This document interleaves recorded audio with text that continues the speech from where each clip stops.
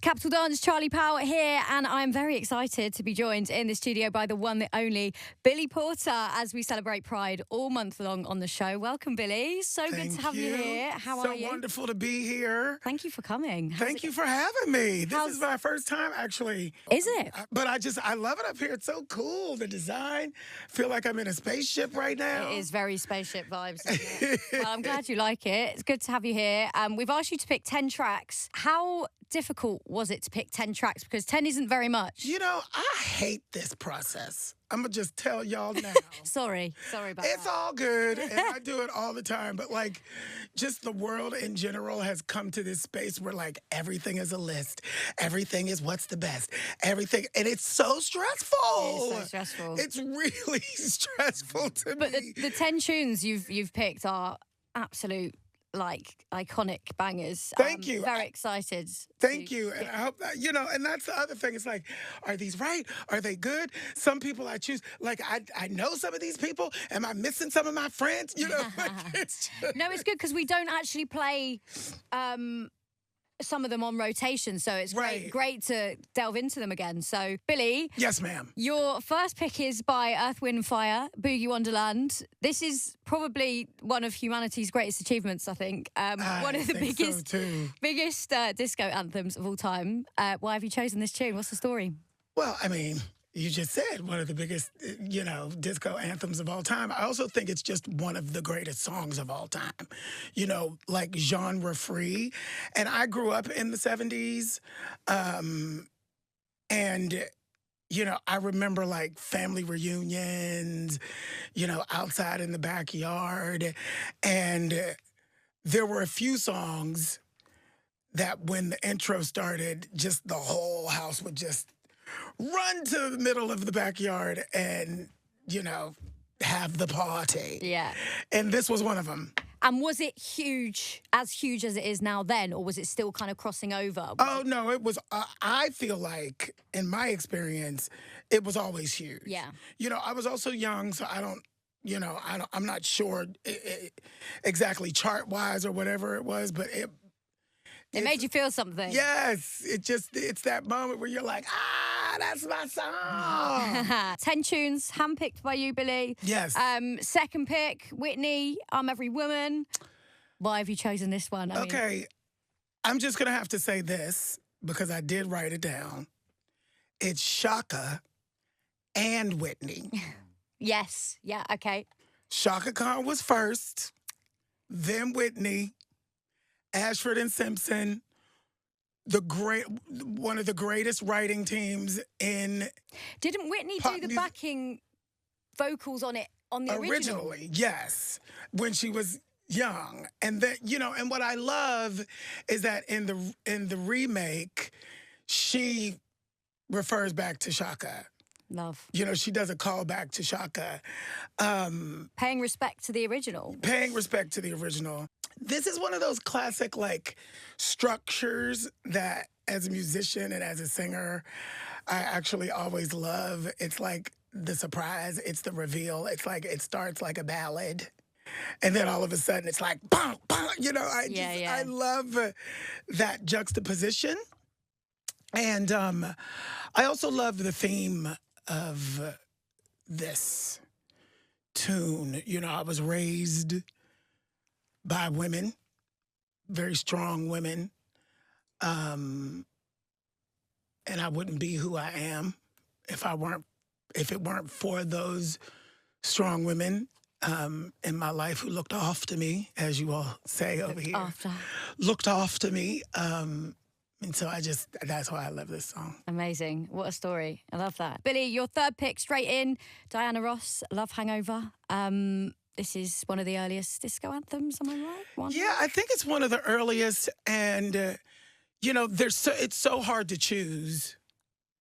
You know, like as I said before, I was trying to, like, you know, figure out the artists that I wanted to honor in this moment today.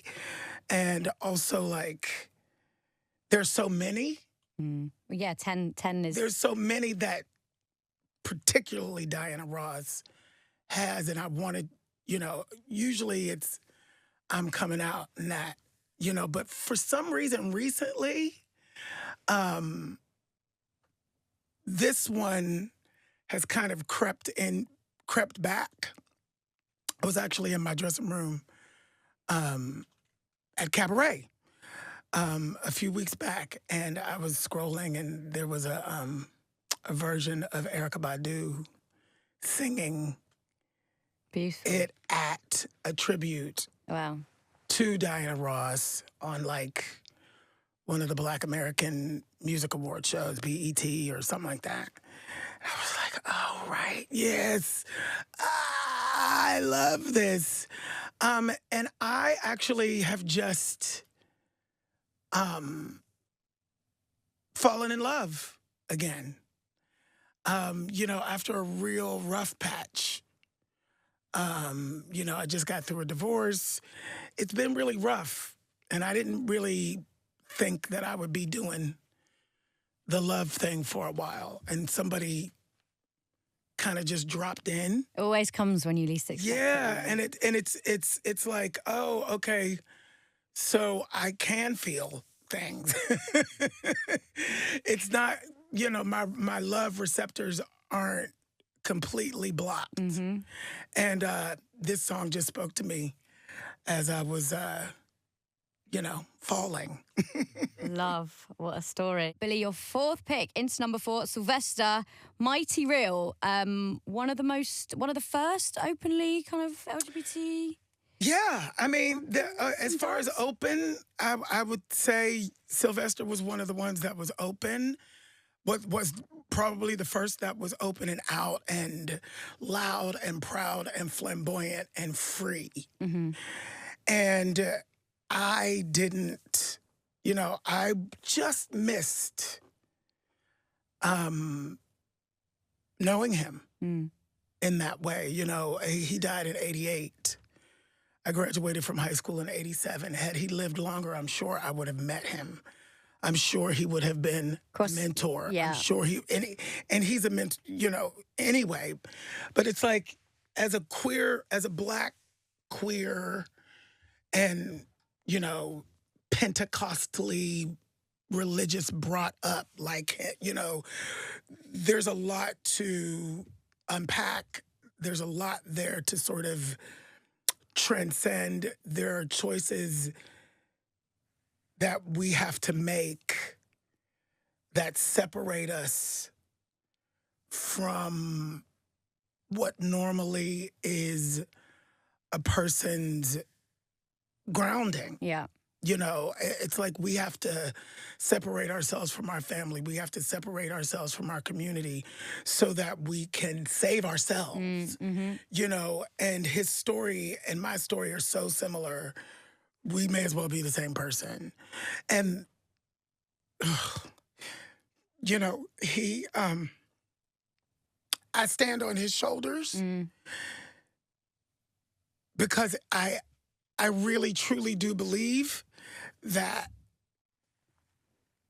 because he did, I can be. You know what I mean? Like, well, that's why it's important that we you know, we're visible, and why well, I'll ask you this in a bit, why we still have pride, you know, and things like that. Because I just, every time I really, you know, he's the one for me. And I've been trying to get a biopic done of him for like 25 years, and someday, but it's important. You can't be what you can't see. What you can't see. Mm-hmm. Incredible choices, Billy, so far. And I just wanted to ask you and talk a little bit about how influential kind of queer nightlife has been to your career. How has it shaped who you are today? I would expand the question and say career and life. Okay. You know, I'm first generation post-civil rights movement. I was born in 1969. I then came out as gay in 1985. And I say gay because in 1985, the word queer was a bad word. Yeah. That only has sort of transitioned within the last like 15, 20 years. We went straight to the front lines to fight for our lives. during the AIDS crisis at that time. So I don't know anything other than fight, than protest, than, I don't know anything other than that. My nervous system doesn't know anything other than that. Mm-hmm. The club was where we all went to feel alive, to feel safe, to plug back into community. Monday through Friday, we were in the streets. We were fighting. We were going to, multiple memorial services. It was dark. It was very, very dark. And the club life was gay church. It was very healing. And so I say that because it was a source of hope. And freedom. Freedom. It was the life force, the life energy that kept an entire community alive. Truly. Oh, that's so important. Billy, we're into number 5. Okay. Sister Sledge, Lost in Music. What's the story? Let's go. Well, once again, you can't talk about dance music without talking about Sister Sledge. Of course. Obviously, We Are Family is the pinnacle of their career. And I think a lot of people forget that there were so many other tunes, which is one of the reasons why I wanted to choose one of the other ones this time. I, as a singer and as a musician, I don't think that people really understand how difficult it is to have multiple voices singing in unison and sounding like one voice. And that has always been, when I was younger, I didn't quite get that was what I was so attracted to. I love this song. I mean, first of all, it's a great song, and it's an amazing song, and it's about how music can heal, how music can you can get lost. You get lost Literally in lost the music. Yeah. And inside of the music is the healing. I go to that place. My art is spiritual. Yes, it's always about, that's where I go, Mm. right? So there's that. And then, you know, the unison for me, feels angelic. Mm-hmm. You know, it's all of the energies coming together. You know, multiple energies that represent multiple different things coming together as one. Mm-hmm. Lost in music. Mm-hmm. Caught it a trap. No turning back. That is the... We're lost in music. Everybody said, it's like, there's like 4 people, 5. How many were there? Was there only 3? I think that, I can't remember. There was 4. Oh, there was 4 sisters. I just love, it's like, and once again, it's that beat. It's that pulse. The feeling. That feeling, you know. All of these are like, you hear the introduction and it's like, that's my song. Yeah. And you run to the floor. Yeah, yeah. Billy, your next pick is Earth, Wind and Fire, September. Now, scientifically speaking, this is apparently one of the happiest songs ever recorded. Really? Yeah. Is that the scientific? That is the scientific proof. Well, that is... I don't know who did it, where it came from. I don't know where that came from, but I will take it. You know, great song. And guess when my birthday is? September. Guess when my birthday is? Do you remember the 25th night? That's my birthday, y'all. That's my birthday. It's your birthday song. On the happiest day ever. Yeah, yeah, great. Love. Billy, you're picking some incredible tunes this afternoon. We're having a great time. I'm having a great time. Good. I was just about to say, are you enjoying yourself? Yes, so that's good. I am. Before we get into your next tune, I want to ask about your career. You've been a real kind of tribalizer from stage, screen, music. What has your experience been like as you consistently help to knock down doors for our community? Sometimes it's exuberance. Sometimes it's sheer joy. As it should be. And sometimes it's very lonely. Mm-hmm. I can't lie about that. Of course. You know, sometimes being a first of something consistently, still today, is a little daunting, and can be a little lonely sometimes. And even inside of that, the joy outweighs the other.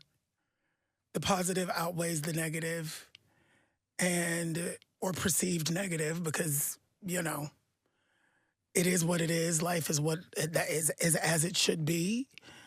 But it hasn't always been that way. No, and I'm honored and humbled to have been chosen to be in this position and live this truly magical life. It's very profound to me. You know, I was told that my queerness would be my liability. You know, my childhood religious community, you know, preached from their pulpits that I would never be blessed. You know, that rhetoric no longer has any credibility. You know, I am so grateful to be the example of squashing that. And hopefully the generations and the people that come behind me can understand the real truth. Yeah, that's why we do this. Yeah. Billy, straight into your next pick is Grace Jones, Put Up to the Bumper. This was quite controversial in its time, right? Or, well, radio didn't play it anyway. I don't really know the history of that. Maybe you could tell me a little bit. Well, Put Up to the Bumper you know, people... It's a euphemism for... So at the time it was... it was a bit... Too risque. It was too risque. Yeah. But, I mean, obviously, it thrived anyway. Yeah. Massive dance floor hit. Yeah. I wanted Grace Jones in this mix because she was another representation for me of breaking the chains. You know, she also came from the Pentecostal religious tradition. Her father is a Pentecostal preacher. Her brother is a Pentecostal preacher. And for her to emerge so singularly, she was so singular. She is, sorry, I'm not speaking in the past tense. She just turned 80, right? So singular in not only the music, like honoring her voice, speaking from her tone, you know, understanding her power in her blackness, in her, you know, we have the non-binary word now. We didn't have it then. The language didn't exist then, but the masculine and the feminine and everything in between with her. And the performance art part. You know, I've always responded to that part, not necessarily understanding that I myself am a version of that. Performance art is different from being an actor. It's different from being a musician. It's different. It's different. It's a bunch of different elements together. And very often performance artists are called weird or, you know, whatever. But like... Weird is great. Yeah, weird is great. And I always responded to that side of her because I now, in retrospect, understand that she was giving me permission to find my own weird and sit in the fullness of that. Amazing. Billy, into song number 8. This is Stephanie Mills, Love Like This Before. Let's hear the story. I'm sure there's an amazing one for this too. There's a few, there's like 3 touch points. Stephanie Mills is one of the only theater artists, very few theater artists, who have been able to cross over into mainstream music, real mainstream music. And she's the one, I believe, that's had the longest life. She was the original Dorothy in The Wiz. She won the Tony Award for that role. And she's crossed over from that and has been a real mainstream pop music soul artist for decades. That's the first touchstone. The second one is we used it in Pose for Candy's ascension. Death and ascension. And it was so, the way that it was used was so powerful. And it sort of was like, oh, right, I love that song. Like I hadn't heard it in a long time. And so there's that. And then I'm in love again. There we go. Billy, your next pick is Aretha Franklin, Pride, Deeper Love, self-love, empowerment staple. Pretty obvious why you chose this one, Pride, Deeper Love. Yeah. Okay, so this song was at the height of the crisis, of the AIDS crisis. CNC Music Factory were queer producers and songwriters. And this was an intentional anthem written to lift us up and remind us that we deserve to exist on the planet and to have pride in that. It's also, gay pride, Pride Month, all of that stuff. Pride became the way that we could all come together at one time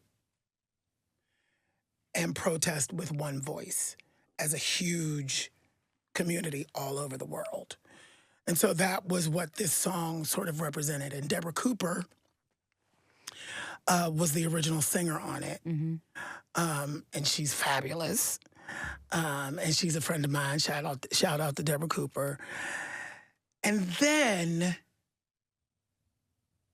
Aretha Franklin came in and remade it. There was a real importance at that time. And when famous people showed up for us out loud, at that point it made a difference.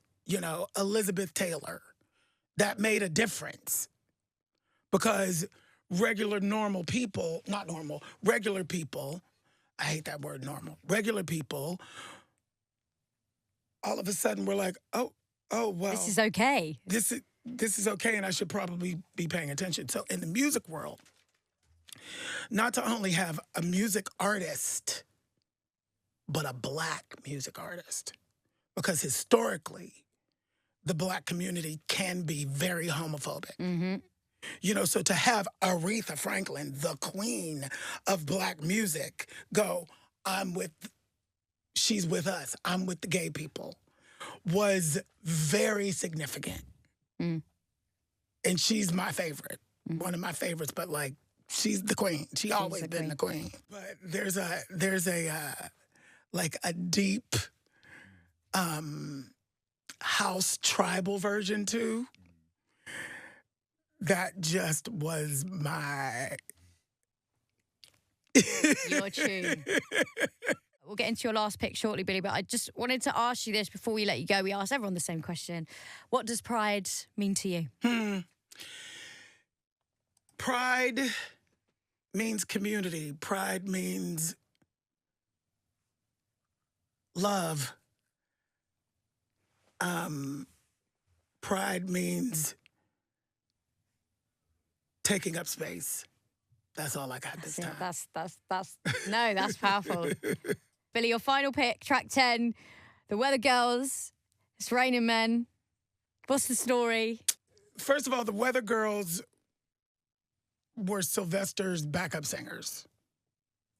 2 Tons of Fun. Okay. Did you know that? No. Now we know. They were Sylvester's backup singers. So we loved them from being Sylvester's backup singers. And then all of a sudden, here are these incredible duo having like one of the greatest songs ever written. What I also loved was how subversive it was, yet not. Like obvious, but like not. You know, sort of like it was in that space, YMCA, that group. Mm-hmm. It was sort of in the vein of like this subversive gay at the time, we would call it queer energy in the mainstream. And like the mainstream audience is not really understanding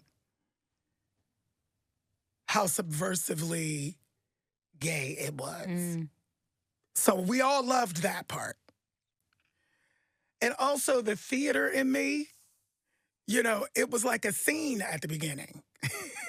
We are your weather girls, and have we got news for you? And that talking back and forth, you know, like that was that pulled me in, you know, because I'm an actor and I'm a, you know, and then they just sang their booties off. They just sang. It was like, you know, and I come from the church. You know, they sang hard, honey. Mm-hmm. We call it hard-hearted Hannah singing. Like, it was like, it just, yeah. Powerful. It was gay church. Yeah. You know? Yeah. And then they was talking about boys, honey. Talking about menses. It's raining menses, honey. Billy Porter, yes, baby. Thank you so much for joining me today, sharing your stories. It's been amazing to listen to your picks as well, and to be here whilst we celebrate Pride Month. Firstly, whilst. I love that y'all say that. Whilst we celebrate. What would you say? While. Okay. But I'm going to take whilst back to America. Yeah, please do. I have to take it back. I don't actually know if that... Most people say while here, no? Every single person I've ever met says whilst. Whilst. It's very English, very Shakespearean. Well, before you get going, do you want to, is there anything you want to share, talk about, plug? Any Yeah, I want to share the fact that I'm directing a play called This Bitter Earth that is running at the Soho Theater on Dean Street until July 26th. Come over and check us out. Should we go, Harry? Yep, my music, Black Mona Lisa, is out. Black Mona Lisa Volume 2 is out. I could always use some support on that. Yes. And remember to love. Remember to live. And it's all going to be all right. Billy Porter, everybody. Thank you for having me. Thank you so much for coming. Thank you.